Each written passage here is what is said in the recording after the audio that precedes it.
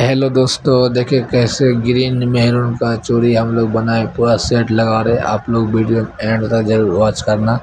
देखे भाई साहब कितना खतरनाक ज़बरदस्त दिख रहा है ये चूड़ी। आप लोग वीडियो को फॉलो करना भाई, एक से एक बेहतरीन चूड़ी मैं बनाऊंगा। आप लोग के वीडियो में दिखाते रहूँगा किस किस तरह की चूड़ी बनता है। ये मेटल पे देखे भाई, पहले मेटल इस पर केमिकल लगा के चढ़ाएँ, फिर इसको चिपकाए हैं भाई।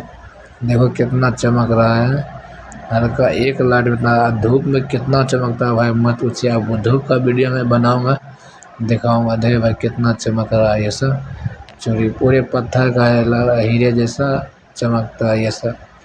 ये जगह मैरून कलर है, मैरून कलर है, ग्रीन है, जामुनी है, वाइट है, 5 कलर है इसमें।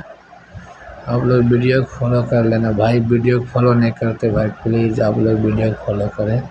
आप लोग से रिक्वेस्ट है, वीडियो को फॉलो कर लेना भाई।